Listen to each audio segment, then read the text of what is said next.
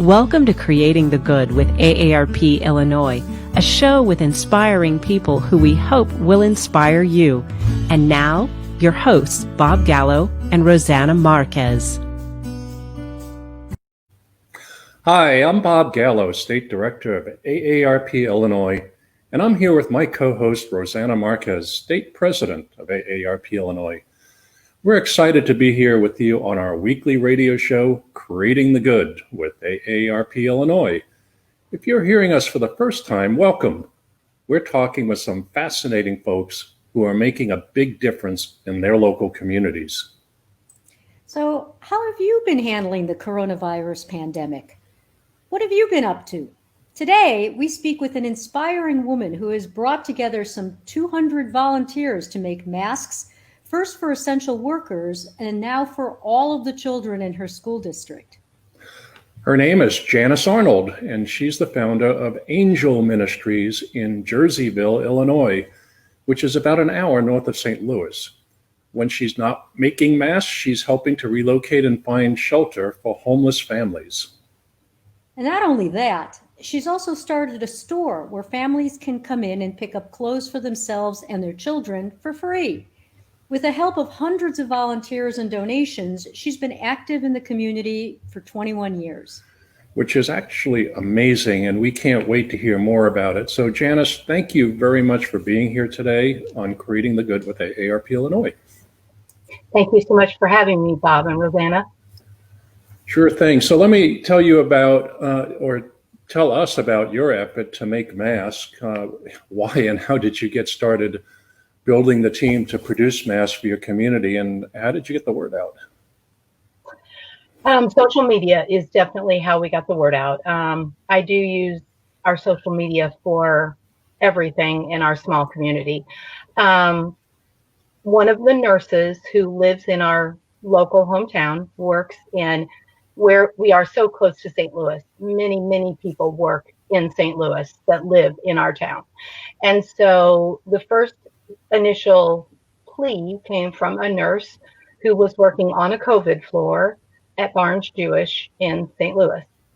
And she originally called and said, Janice, we need masks. Can you help figure this out? And I must tell you, this is pretty early in our conversation to say this, but one of what I consider the biggest compliments I've ever had in all my years of doing this is when I ask someone, which I don't ask this question a lot, but when I ask someone often, as in, how did you find out about us, or who told you about Angel Ministries, etc. Sometimes they offer this before I even ask, but most people will say that the person who told them about us said whatever their problem was, whatever they were needing to fix, they were like, if you need to fix that, you need to call this lady because she will not stop until we have the answers, until we know what we're doing, until we figure out how to solve it. Wow. So who are the volunteers that are helping you? We have several volunteers. I would love to have a lot more volunteers. As far as if we just talk about masks, that is what you want to center on in the first of this conversation. So the mask brigade, I literally just put a plea out and said, masks are needed for nurses and those on the front lines. Anyone that can help, Angel Ministries is going to start a mask crew. We're going to start working on masks. And that led to immediately, I can sew. I have material. What do we need? To then also people saying, gosh, I really want to help, but I don't know the first thing about sewing. I don't have a sewing machine. So real quickly, first of all, I am not a sewer, so I've never sewn a mask yet. I don't own a sewing machine. I wouldn't know the first thing about sewing a mask, although I bet I could do it after all the people that I've shown how to do it that have taken it on. Because we have had several people who had never sewn before, but a family member had a sewing machine and said, gosh, if you get it, then, if you get what they've got, then I'll show you and you'll be able to do this. Sewing is really easy. Had we have been in school when this happened, we probably would have tried to recruit our home ec department at our local school. The teacher of our home ec department is like over the top when it comes to being those children being involved in the community and doing. And as I say, we would have involved her. I did put a plea out to her, and several of her students did come and pick up packets and make masks while they were off during COVID. Yeah, that's very cool. I think about that. I can't even sew a button on my shirt successfully half the time. And I wonder, those volunteers, and I'm sure you mentioned you still need more. Do guys get involved in this as well? Yes, actually, we have a couple of guys that are sewing. Most of the guys I've used for a lot of other things. When we were in the very heart of it in the beginning, like couldn't produce enough to fill orders of 400 and 500, just on a daily basis. One Sunday afternoon, we filled 3 orders and it equaled like 852 masks. So that's just 3 people that got large numbers. And several of these agencies didn't have any place to go. At that point, when this all started, I feel like we're in such a different phase with it. Masks are very important now, and we still need them more than ever, but everyone is selling them now. I mean, you can buy them as cheaply as $1 from someone to several dollars, depending on how fancy of a pattern you want or what you're buying from. So for businesses, for companies that need the assistance, we're still a real vital role for them, making sure that there are plenty at school in case a child didn't come with theirs today, or theirs is really dirty and they need a new one. The teacher can get them one and take care of it that way. But in the heart of it, it was fast. I had several people volunteer because I was just starting this new chemo again, and we weren't sure what was going to go on. And so I had 2 or 3 people that I was kind of gearing to pick up and just take over, who had volunteered and said, "Oh, Janice, I want to do this." One was a mom with 3 children who just had 3 children, young children, who just, of course, had 3 children come home, right? Because now we have all these children at home. And one thing in this ministry, in its wholeness, is people's emergencies don't happen on a 9-to-5 schedule. So neither did masks. And one of the things I find hardest in this ministry is explaining to someone that it's not just like a regular, you really have to know it in your heart you want to do it. You have to feel that. And it doesn't mean that you should have to be the one to give every time. I'm not saying that there aren't other people, but an example I'll tell you about later, but quickly now, is yesterday at 4:00, I received a phone call or a text from a mom who had asked a few weeks ago if I had any beds if they got a new place. Well, they finally got a much nicer place. And so at 7:00, my other half and I were delivering 3 beds last night, so those children weren't sleeping on the floor. Yeah, we'd love to come back to that part of what you're doing as well. And, but kind of continuing on with the mask, this project has grown and evolved, and you're making them for all ages. And I have a friend who's making masks, but not on the scale that you are, and she had 2 sizes, one for large for men and medium for women. But you're making them for children too.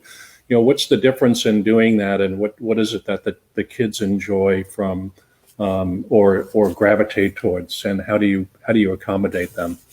Well, we are making 8 sizes. Wow. We actually do 3 different what we call styles. So we have either just the 2-layer cotton, which for most people when you're outside, and most people on average contact, a 2-layer is sufficient. I know there's a lot of controversy about that. Every day something changes. And then we were also making a mask with a layer of polypropylene, which is a material, honestly, that is used in a lot of things. It's used in crafting. It truly is when you go to plant outside, the black material you lay down to keep, that is polypropylene. Right. We were having a terrible time buying it on a craft level because everyone was ordering it there. And when someone sent me a message and said, "I think you need to check with the landscape people and check that out. So one of my volunteers, I put her on that project, and she sent an email, and the owner of, and I can't remember Scott's, one of the major companies called us and said, he had been sending since early January by the truckloads to different states to help. And this is exactly what you need. Now, that's what we started the nurses on at first. Any frontline worker was getting a mask with polypropylene. And all our original masks were made that way because we felt that's what was needed. Then we were even blessed more than that. And somebody who was helping us had a connection to someone else, because that's how things roll. And they were literally able to get us what is considered the N95 material. And so we were blessed with a material that when we were giving it to the nurses and to the nursing homes and to all those places, anybody working frontline, it was way better than the mask with the polypropylene. Yeah. So that's why I say not only are we making 8 sizes, but then we're making 3 different styles, like one that's just a 2-layer, one that has the regular polypropylene, which is way good enough for anyone not on the medical field, and then the one that's the N95 efficient. And we feel like anyone with a health condition, like me, I have cancer, so that would have been the mask that if I'd gone in and wanted a mask, that the volunteer should have been getting, like to me, was a mask like that. But then we were able to get all of those to the nurses and to anyone on the front line. Yeah, that's wonderful. So Rosanna, over to you. Yeah, so the mask story is amazing here, but I am going to shift gears a little bit and just talk more broadly about the work of Angel Ministries. So outside of the coronavirus pandemic, what kinds of projects have you and Angel Ministries been involved in? Our main goal is helping anyone in need with whatever their need is, whether they need their house set up, whether, like the lady last night, needed beds, and she needs a lot of other things, whether it's someone who's lost their home due to a fire, maybe someone who has left their residence because of a domestic violence, and more with the coronavirus, we're seeing, even though people are not supposed to be being able to be evicted, there are many people who are being put out of somewhere because of loss of job, not able to pay rent. In our community, we do not have a lot of transient traffic. I probably on the transient level have put up 2 or 3 people, like because of not having enough money for a motel as they were coming through town but needed to stop, or one guy needed his car, something broke down on his car between the last spot and here. We don't have a lot of transient. Our homeless is pretty much within our community, people that need us. We do a lot of clothing for many, many people, but people don't think about all the household things that people do without, whether it's, a mixer or a mixing bowl or a crock pot, or, they need more silverware at their home, or glasses or dishes, a pot to cook in. Our store that we have handles literally everything from the nail clipper to the refrigerator. We handle it all. Amazing. So we are going to get back and talk about the store a little bit, but one more question before we take a short break. How did you get the name? How did you come up with the name Angel Ministries? Oh my gosh. I am not really sure. It's God's ministry. And actually, when I started 22 years ago, I was on the Salvation Army board, and I helped a lot with their Christmas program, which was called Angel Tree. And so if I had to say, I would say that's where the angel part came from, and yet I needed to make it something else, and it's God's ministry, so Angel Ministries is where we ended up. Okay, so we're going to take a real short break here and look forward to continuing our conversation in just a moment. You're listening to Creating the Good with AARP Illinois. We'll be right back. Today is your day to make a difference. AARP is here in Illinois working hard to make it an even better place to live, work, and play. You can help us too. Get involved as an AARP volunteer. Help advocate for the issues that matter in our state and community, which could improve the quality of life for yourself and the people around you. For more information on ways you can get involved in your local community, visit aarp.org/il. And we're back. You're listening to Creating the Good with AARP Illinois. I'm Rosanna Marquez, State President of AARP Illinois, and I'm here with my co-host, Bob Gallo, State Director of AARP Illinois. We've been speaking with Janice Arnold, founder of Angel Ministries in Jerseyville, Illinois. So Janice, let's continue where we left off before the break. Tell us about this special store that you've opened up to families where families can shop for free, right? Is the store open these days? At the moment with COVID, it is not. If someone needs to actually go in the store, then we will on a one-on-one basis take someone in. In our little neck of the woods, our numbers are fairly up there. Plus, in the last 3 months, we've moved to a new location, which we were trying to get set up in the midst of COVID, which has been very hard. So right now, like a mom called yesterday and said she needed clothes for her children. So I just said, do you have any clue what size? Because many of them don't know a size. So she gave me what she thinks. So I just went to the ministry to those totes and pulled those sizes. And I even pulled one on each side of what she was talking about. And then I will just meet with her one-on-one, and that way she can go through them. And so it's still a little like shopping because she still gets to pick, but it's not as cool as when our store was open. But we hope to have it back open very soon. Yeah, hope so. So other than clothes for kids, what types of items are typically available in your store, and how do you get these items? Well, they're strictly all by donation, and believe it or not, we have, on a normal day, we probably have more donations than we can handle. We share with 2 other communities, and we service 2 other communities also. We help 2 other places that do the same thing we do in a sense. One does it once a month. They're all by donations. Like someone had a yard sale, and then they, call and they say, we have this much left. It's good. We've already pulled the stuff we don't really need out, as in that we don't think you could use. Can you still use this stuff? And we, of course, say yes. We do purchase some things like microwaves. Microwaves are really hard to come by. People use those till they quit. Coffee pots. I teasingly say toasters, coffee pots, and microwaves I should take stock in. Because if I'm on my social media and on the marketplace, there are, someone is selling a microwave for a reasonable price. As a matter of fact, I'm in the middle of 4 families right now, 3 from fires. And actually with this new mom that's just moved, we're probably in the middle of 5 right now. But I knew we were out of microwaves. So someone had one for sale the other day for 20. Someone had one for 30. I think I ended up paying 50, but that's still about half price for a decent one at Walmart. And a lot of times when I'll put a plea out there and say I need, anybody have a microwave? We're going to need to be purchasing a few.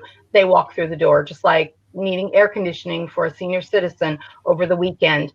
I didn't know whether we were going to end up purchasing an air conditioner or whether we were going to get one donated to us, but they needed air conditioning. And so I just put the plea out on my page and said, okay, so we need an air conditioner, either a used one that works, or we'll be raising funds to purchase one. And so we raised some funds, and actually that we were able to put aside for the next person who needs one, because before the day was out, someone had donated us a very nice one. And so we were able to have a couple guys go over and install it. So this person got their air conditioning. Mm-hmm. And so for all our listeners and viewers out there, when do you anticipate opening the place up for donations again? And are there things you want people to have in mind when looking for items to donate? What are you looking for these days? Probably looking at generally kitchen things are the most important things to gather. We get a lot, but a lot are well past their wear. I mean, say maybe we opened a box of pans today, but all the Teflon is coming off them. We are trying to provide people a hand up and help them out. We want it to be nice things. They're not new. We don't expect somebody to go buy new things, but we want them to be in very good condition. We don't want, things that we need to put in our trash. I would venture to say in the next 30 days, I feel like we're really close. And then our area, the metro just got shut down. And in our local little community, we're running really high right now. I think if we were by ourselves, we'd be a red. So that is really going to dictate how quickly we can get open. Although the store being open, I'm going to clarify that. The store being open is wonderful because people can just come on those days and shop and take care of things. But we help just as many people on a regular basis, whether our store is open or not, because prior to having the store, which is about 3.5 years, we've had a store base. They're quite used to just texting and telling Janice what they need, and then she delivers it to them. So they do love to come and look. For some of them, it's their Walmart day, like when people go to Walmart and do their shopping. I mean, we have some ladies who come and they might be there a couple hours in our store. It's kind of like, we don't have that much stuff for a couple hours, but we know women like to just look, and we do keep everything in our store because we are blessed with enough space. Never do you have enough, but we have a couple of bookshelves that, like, even our knickknacks, or like right now where it would be that you're putting out the fall decorations. So those weren't necessity items, so we were not going to do those, but we received so many donations that are that kind of thing. And when you're decorating your home, you like to be able to hang a picture on the wall or set something pretty out. So we have a very small area that's dedicated to that, but we literally, we'll do a lot of Halloween costumes, a lot of buckets, because those are things that are expensive and they can't afford. We did a lot of school clothes and shoes, to get children back into school. We did 114 book bags with each, whatever their grades school list was. And I did all that on social media. I plead all that. Okay, so I need X amount of boxes of this. I need X amount of this, and people would just take the item. Or there were people who don't like to shop, and then they would just, ask where they could mail a donation, or if they were right local, they wanted to know if we could just pick it up, and we have Venmo, and we have some options like that. Mm-hmm. Well, it sounds like your store is very well supported by the community, which is wonderful. But let's talk a little bit more about you now. Did you ever think this was the kind of work that you would be doing in retirement? And what did you do before you retired? Well, I don't know that I ever thought it was what I would be doing, but I've been doing it for 20 years. So long before retirement, I was certain I would be doing it. I had hoped at this point I would have someone else being the director, and I would just be helping them. That hasn't quite fallen the way I would like, because I'm not physically up to everything that I was doing. I believe that helping people is been forever for me. So I think that I would have been doing something in the helping people line when I retired. And like I said, I've been doing it for 20 years, long before we had a building. I have a 3-bedroom home, and as soon as our children were gone, both bedrooms and part of our garage was where we stored all those other things that we needed to make this event happen. So it just feels, as a matter of fact, my children think it's first shoe and not second. So to them, it's always, well, who needs something? That's where mother will be. Yeah, Janice, your work with Angel Ministries is incredibly impressive and just so inspiring. And, in spite of your own personal situation and health that you shared with us, what do you think keeps you going, and what motivates you to keep doing this? It truly is helping people and seeing children smile. On Friday, I delivered food to a home that, only because a grandma reached out, because that mother, and it's not, I don't want to say it was even pride. She just feels like they ought to be okay on what she has, and they're not. And so to see those two little boys run to my car and see the food in the back of my car and get so excited about what I was dropping off for them. I mean, they were running to the house with individual items. Mommy, we have toilet paper. We have laundry soap. We have. I mean, they were just, and when I went back with some things, because I was making a second trip to them, they had seen the book bags, and I was doing book bags for their family, but the little boys had seen a book bag in my car and they had picked out. So when I went back, I had like 5 different designs that I laid in the back, and I let them pick which one they wanted. And then we put coloring book and crayons, even though they aren't really going to school. It made a big deal for them. They were so excited. When I got back, the one was eating some Rice Krispie treats, and he said, "Oh, these are so good." And of course, when I was leaving, the mother came out and she was in tears, which you're not intending to put them in tears, but she just was, "Janice, thanks so much. We really needed this." And I said, "And that's what we're here for, honey. You just need to let me know so that I'm not getting this call from your mom. I mean, it's okay to call me and let me know you need." And so when I left, I had a list of clothing sizes and things that she needs. And so then over the weekend, I gathered those clothes and took them back.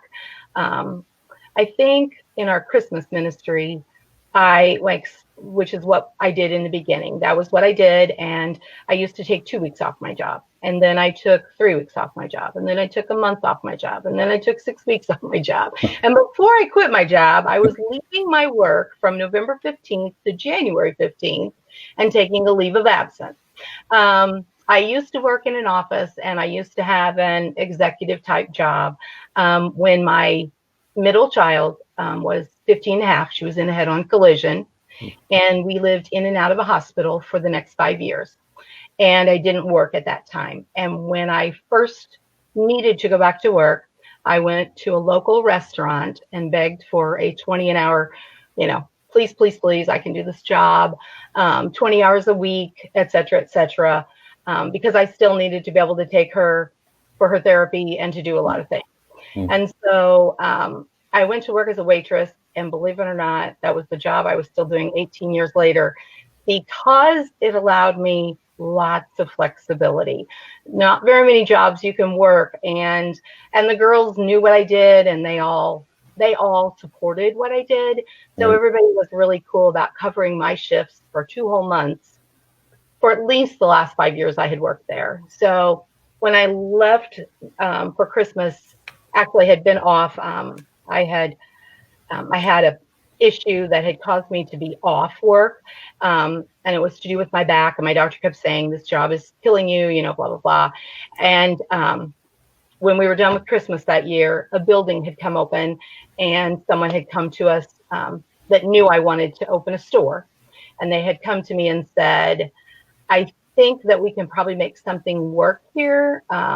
This building is going to sit empty, and we know what you want to do, and we really believe in what you've done in this community.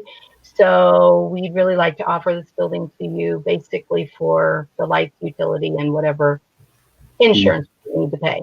Yeah. And so I came home and I said to the other half, "Okay, so now this is what's up." And he's like, "Well, we probably can do this, but you can't change who you are. You have to you can't decide that you're going to want champagne taste tomorrow instead of being a very meager person," because he said, "If you change our lifestyle, we won't be able to afford it.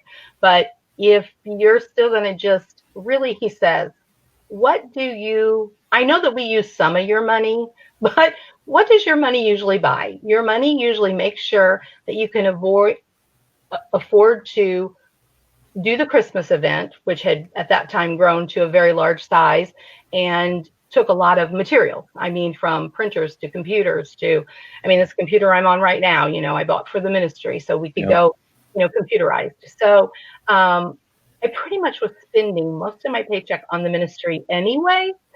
So we went ahead and took a leap of faith, and I had 3 or 4 volunteers that were very faithful and thought that if my man said it was okay, we were ready to jump ship and go for it. So we did. Yeah, so it's amazing how you got there and how it evolved. But I'm curious, what advice do you have for others who might want to contribute their time, to make their communities better, but aren't sure where to start? I think that if you have it in your heart and you want to help someone and you're of that nature to help people, you just need to, all you got to do is just start. I mean, really, I have told several organizations, I speak several places and tell them what what we've done and what we know not to do, kind of things, because you learn those kind of things, what to do and what not to do. But I don't think that there's ever a reason to not start, whether it's in your basement, your church, a church that you go to, anywhere that you can get started to help people, because there are many, many, many people in lots of communities who need this kind of assistance. Yeah, good point. Janice, how can people reach you to become involved in whether it's through volunteering or making a donation? Well, we do have our Facebook page, which he is bringing up. Right. We are hoping to get a web page set up. All of those things always run into that word called money, and Janice is always spending money on doing things we need instead of getting us a web page. So hopefully that will evolve for us soon.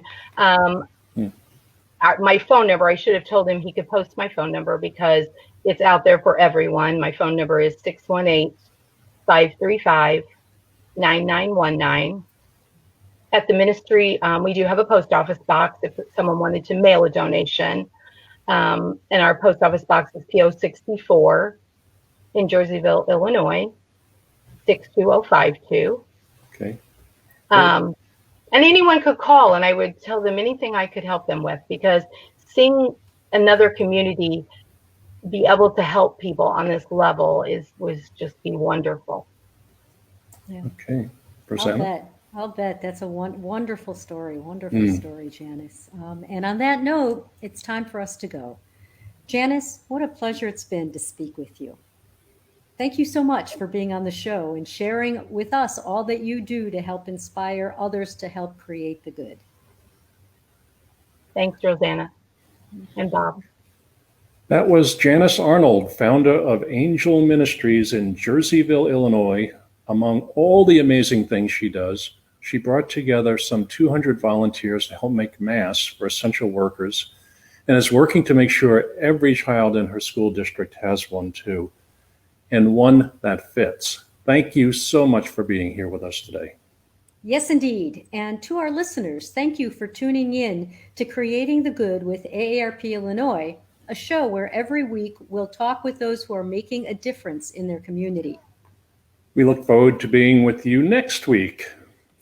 For more information on ways you too can get involved in your local community, visit createthegood.org, or to learn more, visit aarp.org/il.